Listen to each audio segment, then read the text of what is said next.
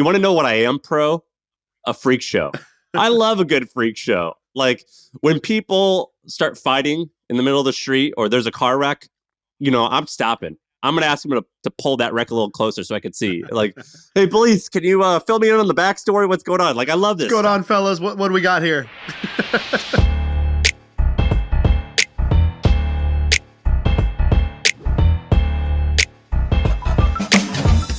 We're live. What's going on? How are you? What do you think? I guess is this the first time we've talked since Deer Dick? Since you moved into a small woman's bedroom or something. What is this? Where are you? I'm visiting family for a month in Brooklyn, and I've had to rent a place. It's impossible finding monthly rent, like a 3-month rental. Very hard to find. So we used Airbnb, and it's the best I can do. All right. How's it look? Does it look like Victorian or something? Yeah, it looks like I feel like my sister had this little princess bed growing up, so it reminds me of that. What you got today? You got I could see you're eager for something. What do you have? I'm eager for something. And let me preface this by saying I'm not a political guy. I'm not really conservative. I'm not really liberal. I'm not pro-vaccine. I'm not anti-vaccine. Like I'm not liberal, I'm not conservative. I'm best described as aggressive. I'm really I like not only do I just don't care is the thing. But you want to know what I am pro? A freak show. I love a good freak show. Like when people start fighting in the middle of the street or there's a car wreck, I'm stopping. I'm going to ask him to pull that wreck a little closer so I could see. Like, hey, police, can you fill me in on the backstory? What's going on? Like, I love this. What's going on, fellas? What do we got here? When I flew here, I flew here, and I download TV on my YouTube app. It was 3 episodes of Cops. That's the type of guy I am.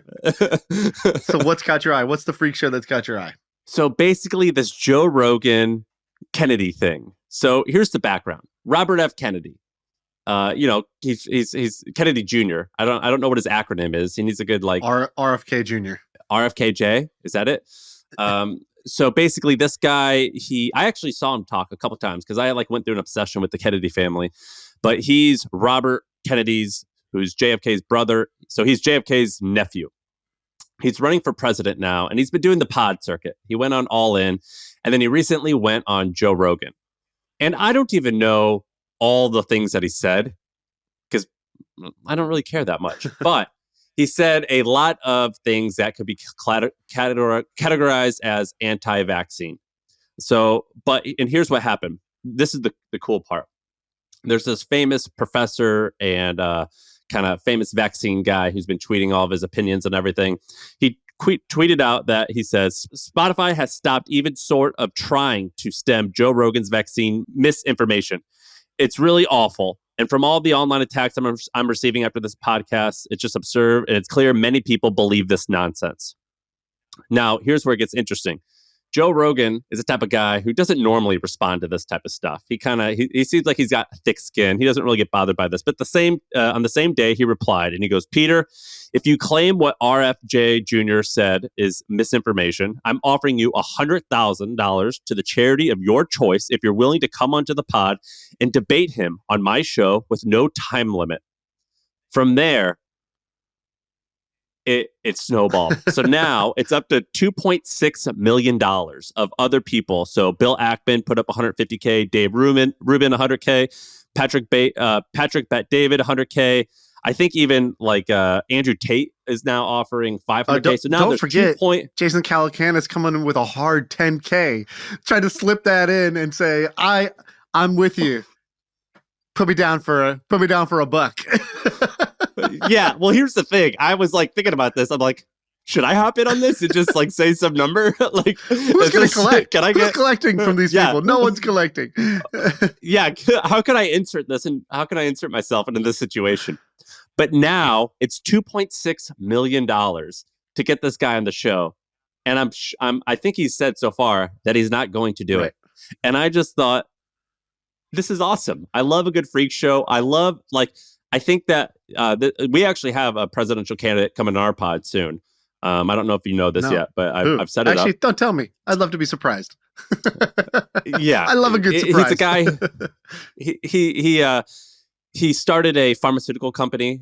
His name's Vivek, and he DM'd me like 6 or 12 months ago saying he's going to run for president, and I like laughed at it. I didn't laugh at it. I just didn't even respond, which is worse. You know what I'd love to do? Because I think that guy's kind of interesting, but I think what would be more interesting is if we have, because he's kind of, let's say, an upstart candidate or whatever. Like he's like, not the favorite. He's not the leading guy. It would be great if we had 2 of the upstart candidates come on at the same time, and so we could debate them, because it's actually kind of boring when you have one candidate come on and they just kind of monologue their piece for a very long time. Like I've seen a bunch of these guys go on podcasts, and frankly, it's kind of boring when that happens. I would love to have like the most pipsqueak debate of all time. It's like us moderating who don't know anything about politics, don't know nothing, with 2 candidates that only like have 0.5% in the polls, and we're just like, this is the showdown. Hundreds of dollars donated to charity. What's the question going to be? Like, what's your opinion on car crashes? Like, we don't know anything. Like, do you like websites? Ending of Breaking Bad, good or a little underwhelming? Yeah, like, what, yeah. Call Name your a good wife right Wikipedia now. Call article. your wife right now. I want to talk to her. I want to see what she's got to say about you. Dude, like, we don't know anything. But last time, what was the Asian guy who ran last year who like said he loved math? Andrew Yang. Yeah, dude. Andrew. Did he run and say I love math? I mean, that's just like. I think that was like his slogan. Was like, make math great again. I thought that's what it was. But he messaged me also. He's cool, like actually. A year before. Well, he messaged me before like one of our events, HustleCon. He's like, hey, I'm going to run for president. Can I come talk? And I was like, he wanted you to be VP. I was like, dude, you're gonna make me look stupid by some crazy guy saying he's gonna run for president. You're like that guy on the street who like holds up a sign, that says like aliens are coming. I can't associate with that. And then turns out he kind of made a good run. And so this time I was like, I have to take this at least a little seriously. And so that's why we have to have Vivek on. But yeah, what are we gonna have 2 guys and being like, .coms or .govs? Yeah. Just ask them about their workout routines, because we're going to compare you on things that we value in other men. So, like, here's a situation. Person breaks into your house, and we just see how they react. And the reason I'm bringing this up is I'm not one of these guys that says like, oh, like I think Jason Calacanis said this. He's like, podcasts are going to shape the next presidential not even election. Shape. He said, the next president will be decided off of podcasts or something ridiculous like that. Let me look up. I'm not like an absolute. By the way, do we have a little beef with Jason Calacanis? He's kind of sliding into our mentions here. He's coming in a little hot, I gotta say. I like Jason Calacanis, but if he'd like some internet beef, I would happily be the recipient of some internet beef. Yeah, yeah, you're the Chef Boyardee of internet beef. Let's do this. Grade A grass-fed internet beef. I mean, sign me up. I like Jason too. I've only hung out with him a couple times, and he's always been nice to me. But he's been nice to me in like a rude uncle type of way, where it's like pat you on the head. He's like, give you a compliment. Yeah. He's like, oh, that podcast you have, it's really great. I think it's precious. Yeah, you know what I mean? Like he's like, it's like, yeah. Jason said he loved my startup, but then he said he was cute at the end. Yeah. What's up with that? Yeah. So, but if for the sake of entertainment, I'm happy to call him out. Well, I want to do 2 things. So first, on your birthday, I tweeted out, just a little thing, and then he came into. I tweeted out a thing. I was like, yeah, happy birthday to, and I made up a bunch of nicknames. I was like the Vanilla Gorilla, the Long Arm of the Law, whatever, the 2% Milk himself, Sam Parr, and I was like, gave you a little shout out like that, just freestyling, and he replies with the like think face, as if, because I was like, what the hell is this? What does this mean? And then they were like, oh, I think he thinks you stole his shtick from All In, where he gave them nicknames like the Sultan of Science, the Queen of Quinoa, whatever, right? And is that a Jason Calacanis trademark? Yeah. I was like, oh, yeah, you think you started nicknames? Can I nickname like the turning left? Like, is that a thing? Like, can we trademark Blue? Yeah, ridiculous. That's a little weird. So yeah, I do think he pats us in the head and thinks he's creep. But then there's another hilarious Jason Calacanis moment, I gotta say, from Twitter. So I just replied and I said, All In, billionaires talking about billionaire shit. MFM, millionaires talking about millionaire shit. And just like that's a description. So people liked it, and then but someone said, except Jason.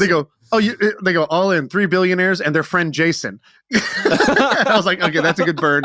And then he came back and said, a bottom 5 lamest thing you could say. He goes, more like 1 billionaire and 3 centimillionaires. Whatever.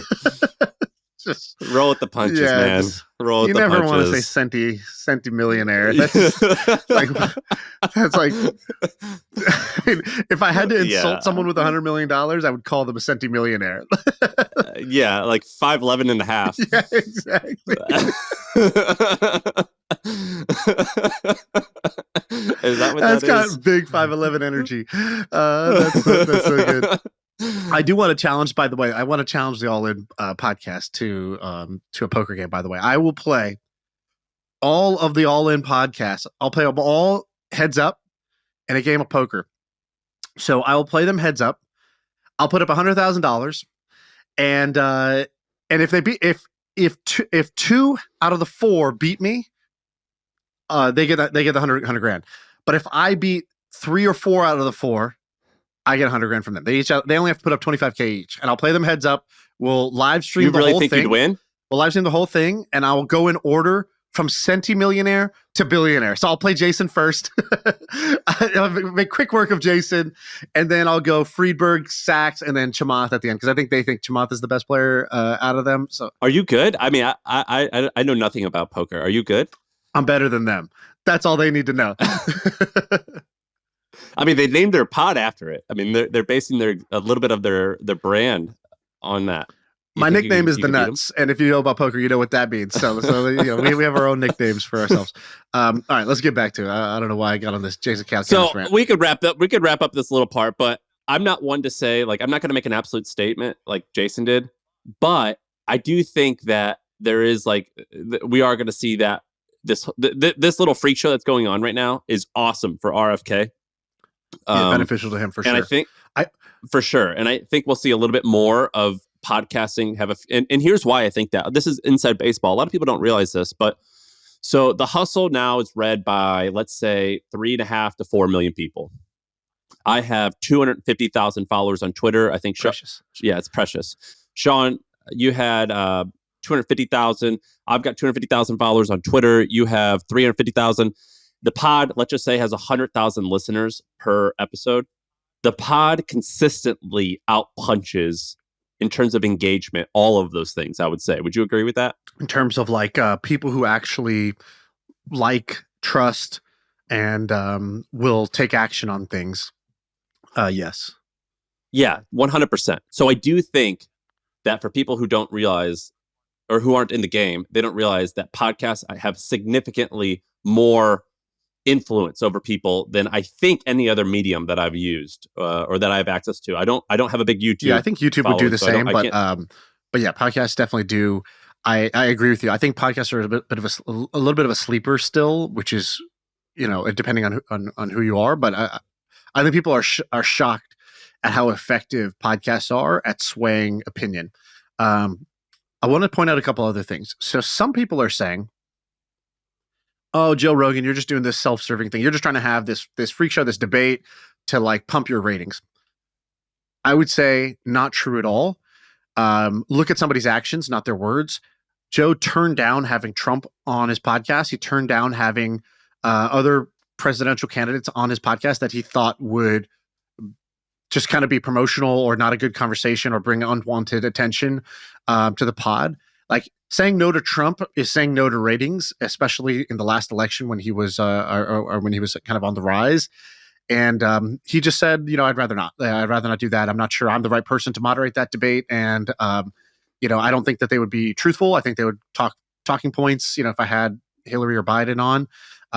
So I'm not sure that would be a good thing. So I think you can't really say that Joe's just doing this for ratings. I think Joe actually thinks RFK. I think he actually sides with RFK and says, all right, if you're going to say this guy's full of shit, come explain why and let him argue with you and let's see where it lands. That's the first thing.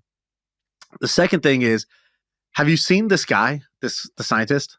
I saw what he looks like. He looks like I would think a I mean, he just looks like a nerd, right? Like an older nerd. Yeah, he looks like a guy like cosplaying Neil deGrasse Tyson. So so check out this clip. Do you take care of your immune system in other ways? Do you take probiotics? Are you cautious about your diet? I'm not as cautious about my diet as I should be. I'm a junk foodaholic. That seems ridiculous for someone who works with health. Yeah. What's going on with you, man? Sometimes, man, I just don't get it right. So you living large, we call it. Like that mouth pleasure so much, you're willing to sacrifice a little bit. I of health. am. Yeah. I have to concede that's the case. Do you take vitamins? I don't take vitamins. Really? Yeah. Wow. What about essential fatty acids, which are great for your brain? Fish oil, all these different things that are fantastic. For I'm not going to argue with you. What is going on with you, doctor? You got it. You got it over me. Yeah. You got to listen, but you would have a much better argument. Don't you think? You're making my wife stay here. If you're taking care of yourself 100% instead of but you still need your vaccines. I'm sure you do, but vaccines aren't going to prevent cancer. No, that's true. We got to get you healthy, buddy. Yeah. Can't be pushing only chemicals in injectable forms to facilitate health. Fair enough. Yeah. Not chemicals, they're vaccines. Oh, I'm sorry. What's in them? What? It's not, I mean, it's some sort of chemical, no? No, they're antigens, right? What's the fluid? Macromolecules. What's the liquid stuff? Typically, it would be saline or salt water. And so it's him on Rogan. It's the same scientist, I believe, on Rogan, and in the past. Peter Hotz or Hotz. So he's talking and he's talking about vaccines, and he says something about he's very pro-vaccine. So he's like says something vaccines, and Joe's like, yeah, but like not everybody feels good like putting chemicals in their body. He's like, oh, it's not chemicals. It's these are antigens. These are cells. And he's like, okay, well, you know what I mean? Like just putting something else in your body. Like are you taking care of the main things? And he asked Peter. He goes, do you do other things to be healthy? Because like Peter's kind of like, he's circular in shape. And so, and he's like, well, I dabble in junk food. And Joe just starts pressing him. And I've never really seen Joe do this, but I think he wanted to make a point. He's like, how much are we talking? Like once in a while or like every day? And he's like, no, not every day. Like, he's like, so how often? And he's like, I don't know, like every other day. And he's like, what do you have? He's like, potato chips or, candy or whatever. And he's like, do you exercise? And he's like, this guy over like a 2-minute period is like, yeah, I eat like shit and I don't exercise. And Joe's like, isn't that crazy? Like, shouldn't you, like, better than that, right? Like you're saying people are crazy for not taking vaccines or pushing against them, but like you are not doing the basics of human health. Like you're not exercising, you're not eating in a nutritious way. Like, don't you see that that's a problem? He's like, yeah, I should, no one's perfect. And he's like, do you really just love that mouth pleasure so much that you he like goes in on him a little bit, which I've never seen Joe do. He's like generally like quite like amenable. Like, he's not really, doesn't really do that. But I think for him, it's like he plants a flag around like, he's like, it's non-negotiable. Like, he's like, for me, I travel somewhere. First thing I do is I go to the gym. It's just a non-negotiable. It's just something I do. And then the other guy goes, yeah, I do that too. And just like, no, I don't think you do that too. Like, you can just tell him, look on his face. He's like, yeah, but it's different maybe the way I'm doing it and the way you're doing it, because look at what's happening here. Dude, whenever when I go and pick which doctors I'm going to use, like when I move to a new city or something, I definitely, their body matters to me. Right. You know what I'm saying? You don't want the bald barber. Yeah, like I went to this one doctor and she had a beautiful vein up her bicep. And I was like, I'm in. I'm in, Veiny. I was in. Say no more, Veiny. Yeah, dude. That's hilarious. I also think that there's some other strange stuff about this guy. Like his daughter has autism, and he wrote a book called like Rachel's Vaccines Didn't Cause Rachel's Autism or something like that, which I just thought was like a really, I don't know. I can't imagine as a parent doing that. That sounds like just very aggressive. Yeah. So anyways, just I would say, and it's funny to see the debate here, because some people are like, there's on both sides. There's the Rogan, macho bro, which is basically like, yeah, bro, showdown, let's go. But you and me in the behind the school at 3 p.m. They want to see a fight happen, and they really just want to see him like get punked. Is kind of like one energy, and then the other energy is like, this is stupid. This is not what scientists like. Trying to bully a scientist into debating when that's not his skill. Like this other guy's he's a politician. He's going to have talking points written for him, all this stuff. Well, he's not a politician. He's not he's a wannabe politician. Well, he's I guess trying to be currently.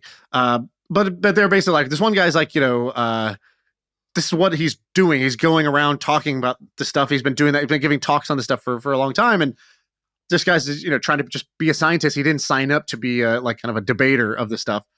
So that's like the other point of view. And they're sort of like anti-bro in that way of like, you can't like stop trying to make this a fight. That's like anti-science to do that.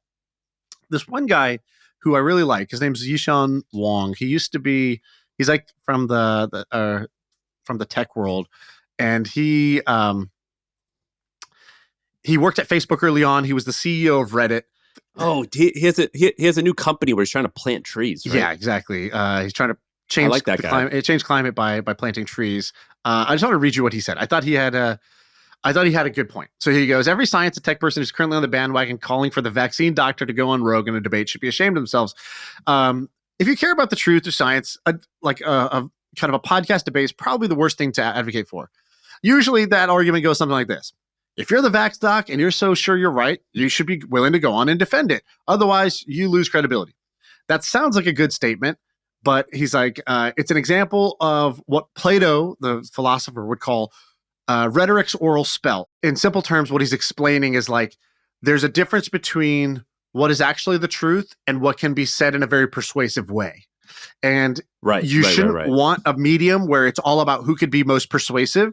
You should want to, if you want to debate to the truth, you should do it in a way where your charisma, your persuasiveness, your loudness, your on-the-spot thinking is deprioritized compared to just like making your most logical argument and then letting somebody take time and refute it.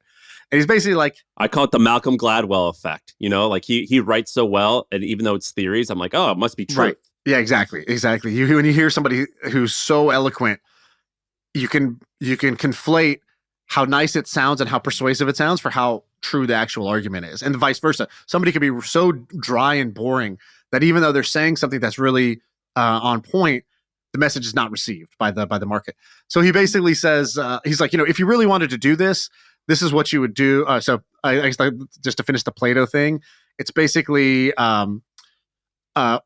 oratory. So just going and verbally, giving like a speech or a presentation is the medium where you're most likely to have people fall under a great orator's spells. And he's like, people are more like sheep than you want to think. And a great orator can get people to do crazy things. And if you've ever seen Hitler give a speech or, Mussolini give a speech, you could see how a great orator, and you've seen it in the good direction and the bad direction, how a great orator can move people to do something and believe something that they may not have actually believed otherwise. So anyways, his point was like, if you really want to do this, they should do it through long form, boring writing. One person should write down their argument with sources cited, give the other person time to respond to each paragraph of that argument. And then you'll have basically both sides of the argument written out. Nobody wants to do this because this is boring. And if you actually wanted the truth, though, that would be the way.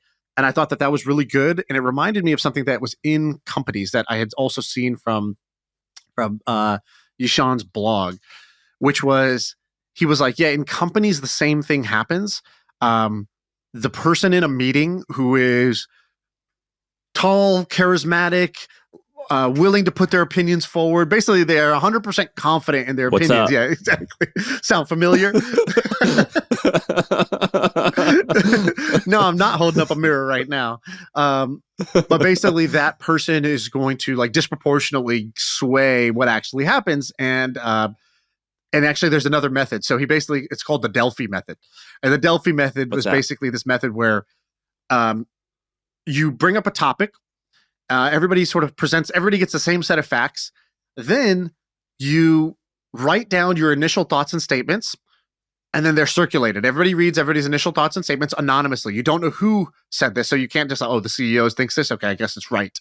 You just judge it by the merits of the argument anonymously. Everybody reads it, and then you can go revise your statement based on new information that you got, and you update it and you pass it around again until you get to a sort of like, what people believe is the strongest strongest meritocratic argument after several rounds. How do you spell that? It's called the what method? Delphi, Delphi.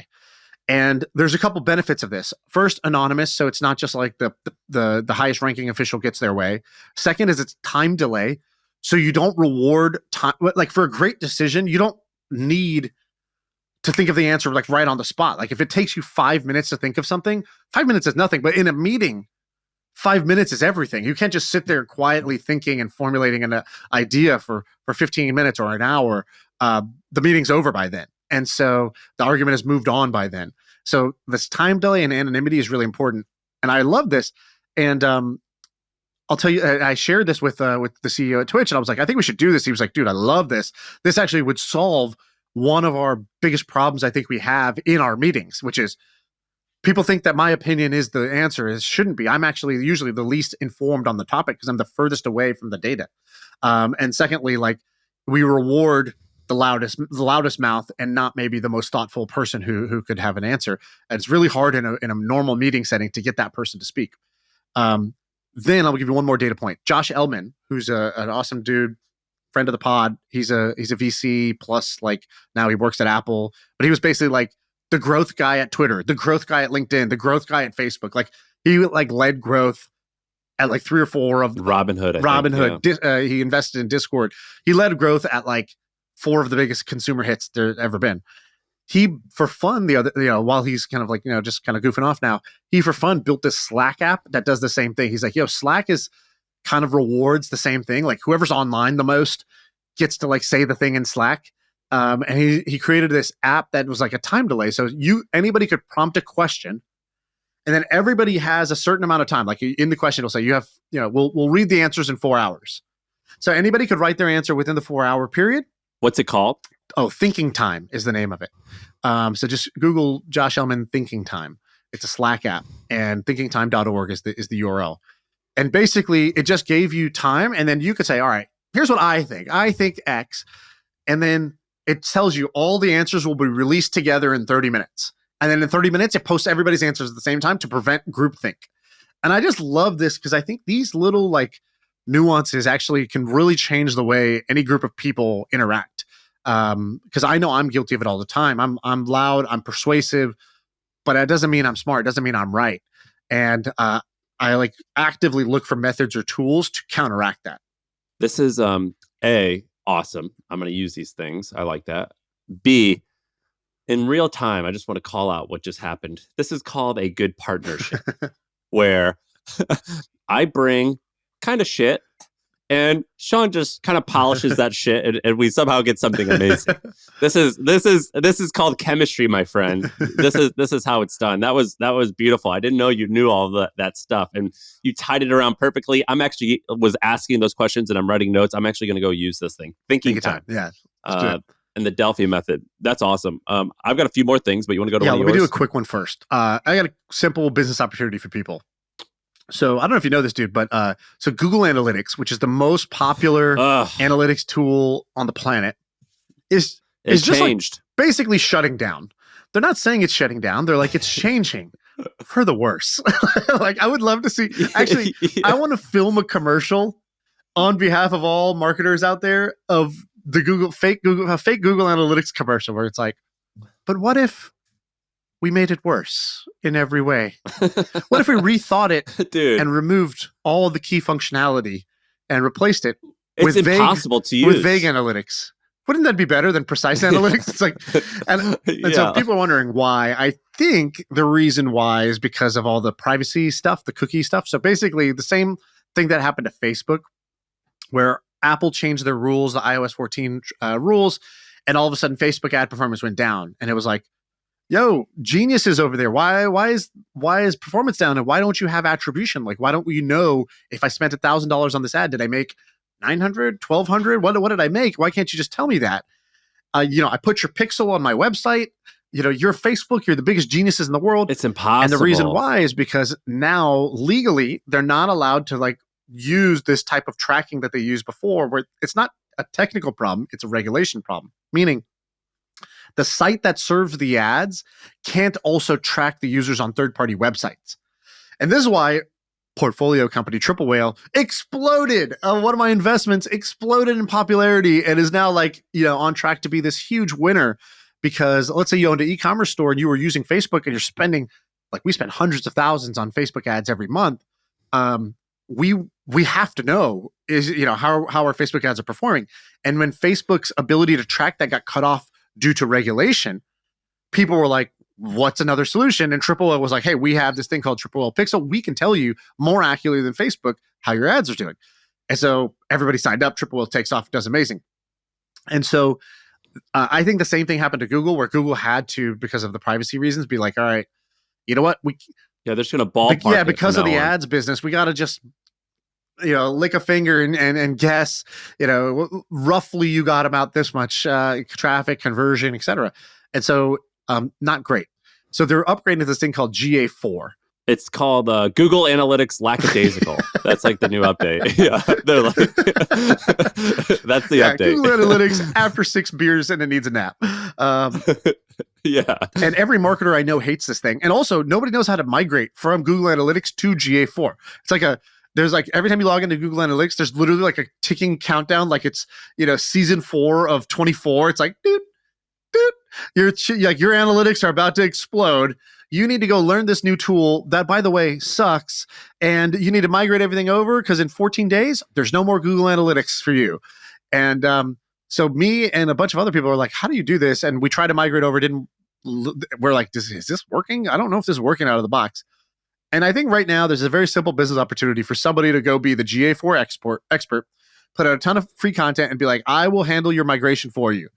And you just cold email every business owner that you can think of. It maybe in the e-commerce space, that's where I would start. But if not e-commerce, SaaS businesses, whatever, and be like, hey, do you want help migrating over to GA4? I'll do the whole thing for you. It's done for you, turnkey.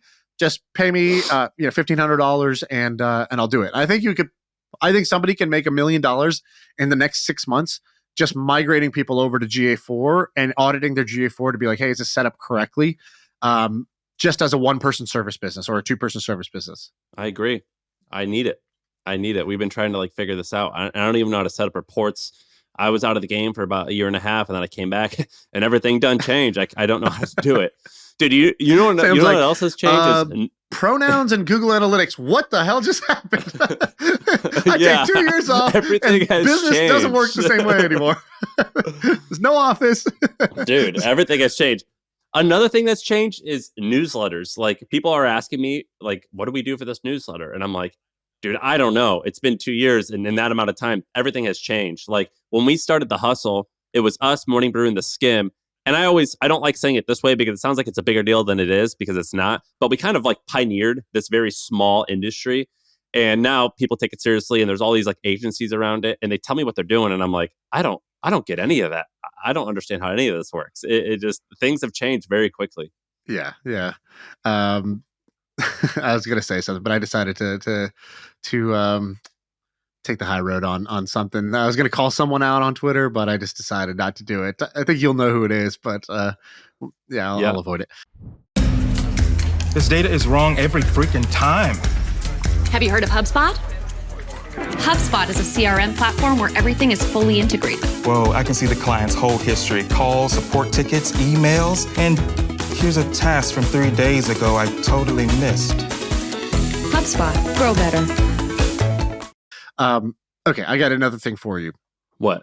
How would you like to hear about a business deal that involves one of the goats, that involves I like goats. billions of dollars, that involves a messy divorce? Let me tell you the story about Michael Jordan selling his team right now, the Charlotte Hornets. That was related to a divorce? In a roundabout way. So the story actually, so a lot of people are looking at the story right now and they're like, Michael Jordan bought this team for, I think, $275 million, and it's about to sell for $2 billion. The whole thing? Did he sell the whole thing? Or Majority owner. I don't think any of the NBA owners own 100%, but I think he's the majority owner. So he, the valuation of the team at the time was $275 million, and he bought it, and now it's going to sell for $2 billion. MJ strikes again. The goat strikes again. The guy's going to make more money doing this than he ever made playing, and more money on this probably than he made through his Nike deal as well. So found a new way to double his wealth. But what's interesting is actually who owned the Hornets before MJ did. So I don't know if you know. Do you know the story? Do you know who the owner was? This guy Bob Johnson. No. Does that sound familiar? Most generic name I there know. is. I know 8 Bob Johnsons. Well, do you know the one that was the richest black man in America at a given time? Well, okay, we're narrowing it down. No, but maybe He's the guy who started Bob BET. Johnson. So Yes, yeah. I listened to his wife was like also the head honcho, I think, right?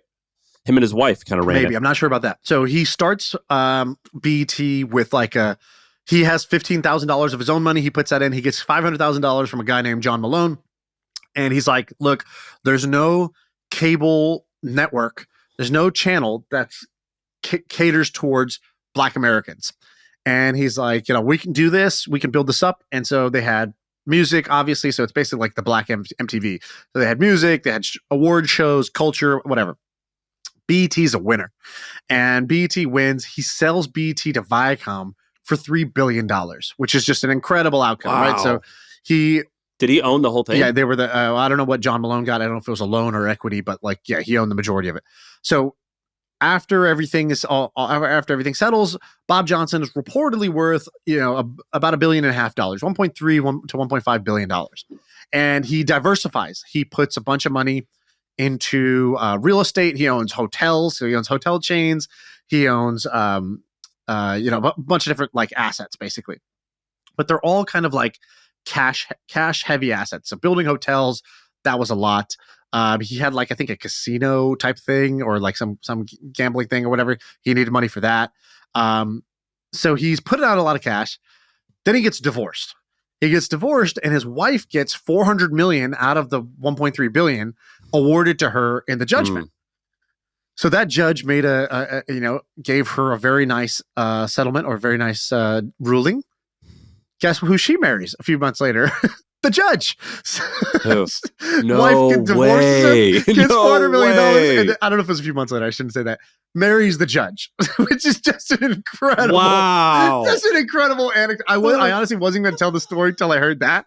I was like, oh, I gotta tell the story just because that's how thankful she was. Amazing. So did they freak out afterwards and appeal it, or is that a thing that went in civil court? So. I don't know. I think it was done. So this happens. He buys an NBA team. So he buys the Bobcats at the time for $300 million. And I think they were the expansion franchise basically. And so, but they're burning money. So he's losing $20 to $25 million a year. He loses another 200. So he buys it for 300. Then he loses 200 million operating the thing and just operating expenses, which is crazy because there's this famous phrase when it comes to NBA teams that nobody's ever lost money running an NBA team, and all the owners claim they're losing money, but it's really just a negotiation thing against the players. They don't want anybody to know how much money they're actually making, or they'll run it at a slight loss, but the franchise value is appreciating like crazy. So they're like, oh, poor us. How could we ever afford to pay for our stadium? And it's like, dude, you bought this for 300 million. It's now worth 3 billion. I think you can afford it. So he's losing money. He's got all his money tied up in investments. He's got a ton of debt. He's using a ton of debt to build this thing. He's like, all right, look, I need to turn this team around. He hires Michael Jordan. So he's like, Mike, come work for the Bobcats. You're from Charlotte. And, come work for the local team. You run the team. So Michael's running the team, but Bob is getting stretched for cash. And basically he's got too much debt and his shit's all about to come due. And so he's about to lose his entire empire because he can't come up with enough money to pay off his note. And they're about to take all of the collateral. So he's about to lose all his hotels and his team. Do you think that in those situations, which has happened a lot, they go to the ex-wife and they're like, listen, hey, do you remember that time that I tried to make sure you got nothing, but you still got something? Can we talk? You know what I mean? I wonder if there's any, I've never been close to this is where we had our that. first date. You know why I brought you here? I just wanted to see if you had any of those feelings left for me because I'm about to lose it all. So he's about to lose it all. And he's like, okay, I need to sell the team or something, but the team is losing money and they're the worst team. They're the sorriest team. So he wants to sell it for $350 million or something like that. Can't find a buyer. MJ comes to him and says, all right, I'll buy it. I'm going to buy it I'll put down $25 million in cash. just 25 million, and I want it at a $275 million valuation. So he gets like a 25-30% discount on the team because Bob's under pressure and has no other choice, basically. He's like, but here's what I'll do. I'll assume all the debts of the team. So I'll get you off this debt, which will relieve the pressure on you.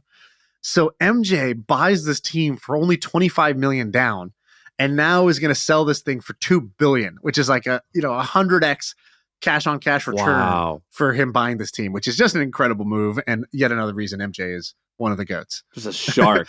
Is that story popular? I've never heard that. No, that's not popular. That's a MFM original, an MFM classic, soon to be copycatted by all of our little fanboys everywhere who will take this and turn this into a thread, a newsletter, a TikTok, and an IG reel for themselves. And so, it'll be everywhere soon. The one thing another interesting twist. Here's what it's going to be called. It's going to be called like Michael Jordan made money. He became a billionaire in ways that you didn't even realize were possible. And it has nothing to do with him playing and has nothing to do with Nike. Here's the story of how Michael Jordan turned $25 million there you into go. a Sam wrote your hook for you too. There is more to the story potentially. So the team has sucked ever since Jordan bought them. And like, basically he actually underperformed. Like the team sucked. The franchise values are down. His franchise value should be up more than it is. He didn't actually maximize the value on it, but it just shows when you buy right, it's hard to lose money at that point. The other rumor is that MJ is only selling the team because he himself owes a bunch of money. That's the other rumor. I don't know if this is true or not, but there's always these crazy conspiracy theories that he's like a degenerate gambler, and like I listened to a podcast called Conspiracy Theories, and it was how the mob made him retire from the NBA or something like that. And then there was even theories that they killed his father. Yeah, that's the conspiracy, is that they killed his father because he owed money, and that the commissioner told him, you need to take a couple years off because we could suspend you, but that's a bad look for you and us because, of this gambling problem. So you just disappear. So, that's the conspiracy theory. Who knows if that's true? The other version of this is the guy who bought the team now, this guy, Gabe Plotkin. He's the guy that ran Melvin Capital, which is the hedge fund that the Redditors, the Wall Street bets guys, blew up in the GameStop thing. And so Gabe lost like $500 million in that. His fund was about to go under, and then he gets bailed out by, what's his name, Ken Griffin. The rumor is that Michael had given Melvin Capital a lot of money, hundreds of millions of dollars, to invest on his behalf, and that they had lost it. And so he needed cash, and so that's why he sold it. And now he sold it to that guy. He sold it to Gabe, which is pretty crazy. This is juicy, man. This is a juicy grape. This is a grape of a story. I love this. This is a big fat grape. That is a lot of what I just said is stitching together pieces, because people don't come out and say everything, but they do say pieces, and then you kind of have to assume things in between the gaps. And he's protected. Jordan's protected pretty hard. Like I remember, you remember that rapper Chameleonaire? Yeah. He told this story. He like, because rappers love Jordan because of, well, he's like a good icon, a black man succeeding, and they love his brand. And Chameleonaire was like, nah, man, Jordan's the worst. One time I tried to get an autograph from him, and Jordan goes, nah, I don't give autographs or take pictures with N-words.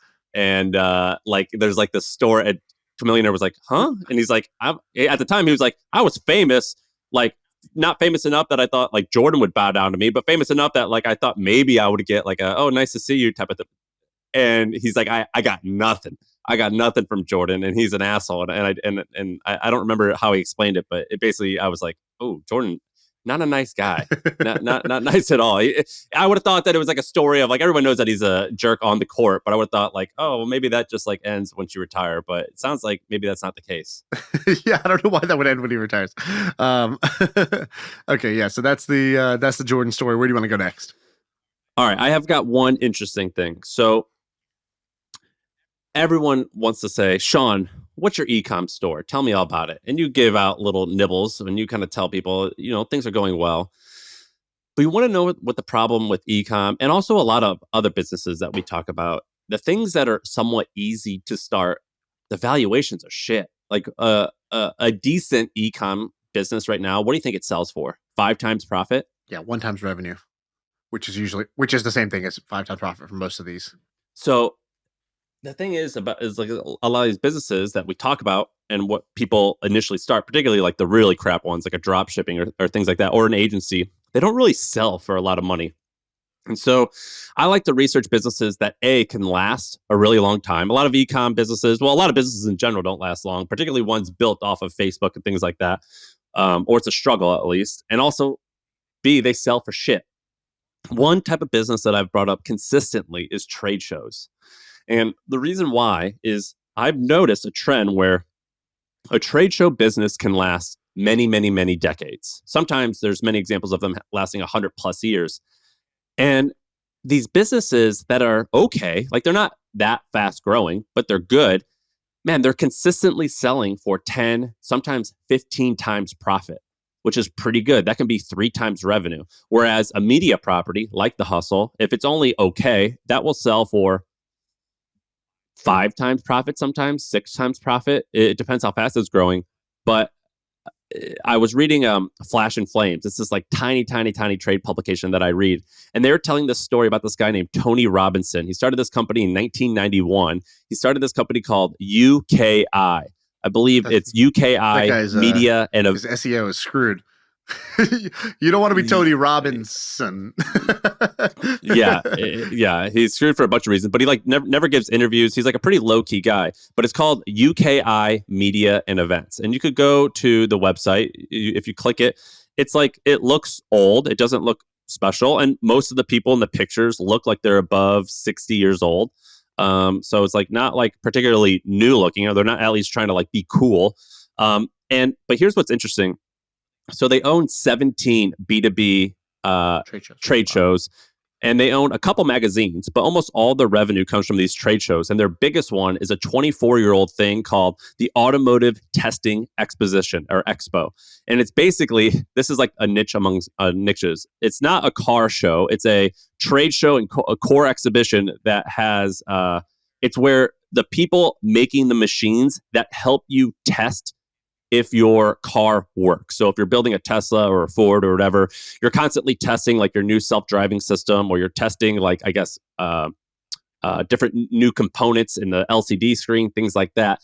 There's people who are building machines to test that. This is a trade show for those people. And I was like doing more research about this, and he was saying, he goes, I chose to specialize in transportation and avoid developing products and or what's he say? Whatever. Actually, I was going to quote something. It's not that interesting of a quote, but listen to the revenue. 2019, they did 32 million with 30% margin. So they made $10 million in profit. Let's skip 2020 and 21. They only did 8 million in revenue. How they still did 8 million in revenue during those periods, I don't know. 2022, post-COVID, revenue of 26 million. Same margin of around 26. So they did 6.7 million in profit. 2023, the expectation is 30 in revenue, 9 in profit. And there's a rumor that they're about to sell for around 12 times profit. So this $30 million a year trade show business is about to sell for somewhere between 100 and 120 million in revenue. And he's done this multiple times. So he had one for Aircraft Interiors Expo. So like people building aircraft interiors, he sold that for 10 times profit. He also had a magazine company that he sold for only 4 times profit, but he's done this multiple times. And there's this guy in Hampton, his name's Jonathan Weiner. He's done the same thing. He did Money 2020. He did Shop Talk. And I think he did one more. He sold each of them for around 100 to 150 million dollars. And it was like 13 times profit. I'm going to ask him to come on the pod, but it's just crazy that these, trade shows are consistently selling for 10 or 13 times profit. Now, here's the opportunity. If I'm listening to this pod and I'm trying to start a business, what I would do, there's a whole lot of niche Twitter handles. There's the strip mall guy. There's the used car salesperson guy. There's the used watch guy. I don't know this for sure, but I bet it's not just you and I, like a pop culture type of person who's just like paying attention because it's fun and we're outside. But I bet there's people like the strip mall guy, and I bet there's dozens and dozens of other people like that who are in these really niche in which the actual industry insiders follow them and they get a kick out of them. It could be like the motor home guy, or it could be the I don't know, whatever it is. I think you could partner with some of these people and build these trade shows, because the way these particular, this guy, Tony Robinson, the way that his thing works is, I think access to the events are free. But what they do is they hire salespeople, and they pay their salespeople a lot. You give them, I think he even says in the article, it's like 80 grand a year base, but they can earn $300,000 a year. But what they do is they sell spots or booths at the trade show, and they create a map where you can like see it all, and different. It's just like real estate, Right. different locations, you get higher prices, and it's basically like, it's not like a conference like what I used to do, HustleCon or TED Talk, where you're going to like watch content. Like the content's not important. You might have speakers, but that's just to attract the right type of people. It's really to do business. And so I bet you there's a lot of like 10, 30, $40 million a year businesses that sell components, that sell to Toyota. It's like just your door handle, I don't know, something. And they do business there, and they say, all right, great, I got 5 leads. Those 5 leads, I can probably get a few $1 million if I can close one of those leads. So it's worth it for me to pay $50,000. I think someone could do some of these trade shows with a lot of these industry insiders on Twitter. And I think that's an interesting opportunity. And I think it's significantly better than many of the other opportunities, including agencies that a lot of people are starting online. It's harder. Like if there's bad weather, you're screwed. Or if there's a pandemic, you're screwed. But these things can sell for way more money, and they can actually last for dozens and dozens and dozens of years. Right. So that's my pitch on trade shows and a small opportunity. Yeah, I love it. I think that's great. Nobody talks about trade shows more than you in my life. And I was stunned when I heard about that guy who did Shop Talk, Money 2020, and I think they did the healthcare one. I forgot what that one was called. It's really, really remarkable. I don't fully understand it, meaning... what don't you understand? Let's kind of walk through it. So basically... what's the draw to get the attendees to attend? How do you tell what is the value prop for the attendees? Is it meet others in your industry? Is it see these vendors up close and personal? Is it listen to these three famous people talk? What is the core draw? Well, I think it's all of the above, but let's go through each one. First, one you didn't mention is, I think sometimes it's like, oh, sick, I could justify a free trip to Florida. Like, I'm going to go hang out with people. And also, oh, hey, Bob, who is not really our competitor, but he's in our industry, he might be there. So maybe I can go and shoot the shit with Bob and hang out with him. But I could bring like 8 of my teammates and we could justify this trip. I think that's definitely a thing. The second way that you get so it's all about, this is a marketplace. So you need the attendees to be there. The second way you get there is you need like interesting speakers. So it could even be someone who's not even related, but it's like, oh, wow, this one person, like Gary Vaynerchuk, like that's not really in our industry, but like whatever, like I've always wanted to see what he had to say. Like, all right, cool, I can get that person. And then the third one is, let's just see the latest and greatest technology, and so we can spend one day like getting to know what's going on in our industry.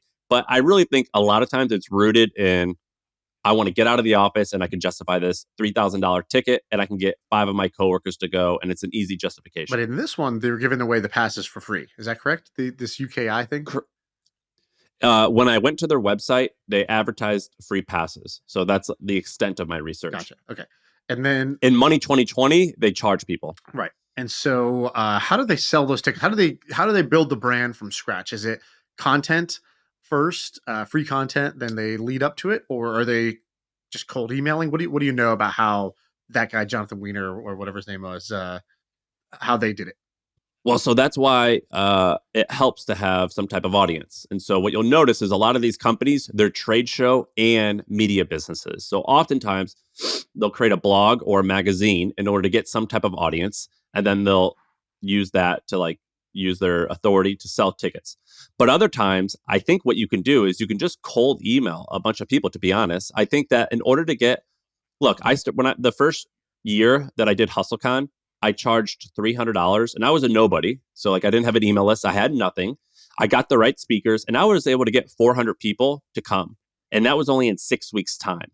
I think it's actually significantly easier than you think if you go into a niche to just tell a handful of people, and those handful of people tell a handful of people, because a really successful show in a small-ish niche, you can do a lot of damage with 1,000 or 2,000 people, but then you really start making revenue after year 4, 5, and 6. What trade show would we do off MFM? let's say we could magically get somebody to organize this whole thing because we don't want to do it. What could we use our distribution for that would be awesome? Well, I would never want to do this because I think because the value here is low, but podcasting. So you could do a podcasting one. We have 30 friends who are big-ish name podcasters. You could do a podcasting trade show where you have like, what are we using now? Riverside would be a booth, and like, fuck, I don't know, like all this shit that we use. Right. What? It's just like the business side of podcasting is just so small that it's like, oh man. But small is good. Small is good. The problem is that the contract value is low. Yeah, exactly. That's the issue. You need something where people spend millions of dollars. So the podcasting but would you ever want to go? You don't leave your house. So, but hypothetically, a person like you, would you want to go and like shoot the shit with some other guy who's a little bit ahead of you and like just hear best practices? Yeah, that's fine. Maybe. Okay, so podcasting is one. What else? I don't know, dude. What are you interested in? Oh, well, it's not what I'm interested in. So what do you think? What niche do you think? What type of niche do you think would work? So, for example, these guys are doing auto parts and the automotive industry because it's B2B and a bunch of people are selling, high price things. We've seen that Money 2020 was like, hey, fintech is going to be a thing. Let's just make the number one. I don't even know if those are trade shows as much as they were conferences, but like, let's make the fintech conference. Let's make the e-commerce conference. That's kind of what they tried to do with those to like ride an upstart wave. We could probably do something either involving investing or high net worth people. So your booths are different type of like a question that you and I and our friends constantly ask each other is like, does anyone have like an accountant who they trust? Right. Or I am having this tax issue. What are some lawyers that I can trust? I think you could do something in that vein. I would have to narrow in on what it would be. I think you could do something like that. Where like one customer for a particular law firm can earn hundreds of thousands of dollars in a lifetime of fees, or a net worth or a financial advisor could. I think you could do something in that vein. And by the way, we've been to a couple of these. FarmCon, I think, is exactly this. So that's for the agriculture industry. We went to that. Another one is back when I was doing the sushi restaurant. I remember we somehow were at the QSR. I don't even remember what it's called. It was the QSR event, and I just remember that the CEO, the guy who created it, his last name was Hamburger, and I was like I forgot what's the name of that effect where people end up living up to their name. Like there's like there's like a whole subreddit about this. Reddit people live. Was he just a big juicy guy? I mean, what was he like? just basically just the idea of like somebody who's named John Hamburger ends up creating the fast food trade show. Like, Usain Bolt is the fastest man on earth. Like, this is it's too good to be true. Like, if you're that Wolf of Franchise guy who we like on Twitter, you definitely could. This is what he should do. You could pull off something like this. Now, it's really logistically, it's still like this isn't easy. There's some challenges, but it's simple, not easy. It's a problem that's been solved tons and tons of times. Like it's not like we're not inventing anything new. We're selling T-shirts. It still like revolves logistical issues, but like it's not, you're not inventing anything. Yeah, that's cool. All right, well, I think that's good. I'm gonna save my other topics for the next episode. Did that not tickle your fancy? It does. It seems like.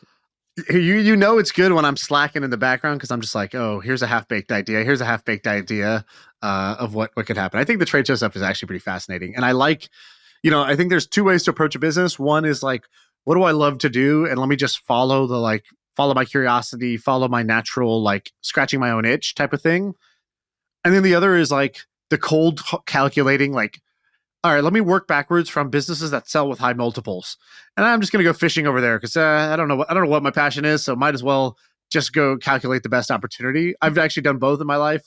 Both can work. You can win both ways. I think it is better to win when you follow your passion, but like, but if you're not going to do that, this is a fun way to reverse engineer what business you should be in. And I don't want to say this is like an absolute thing, but it appears as though there's lots of buyers for these businesses because the way that like there's a handful of publicly traded companies as well as some really like heavy backed PE companies where what they do is they just buy like 8 of them and they put them together and they do synergistic stuff to reduce costs and whatever. And it seems as though it's a very, very high buyer market. Whereas like e-com, for example. I don't know if agencies are like this. I don't know. They might be, they may not be. But some of the things that people start, they seem a little bit more difficult to sell, whereas these things aren't as difficult to sell. Totally. That's right. Good stuff. All right. That was a good episode. I like that one. That's the pod.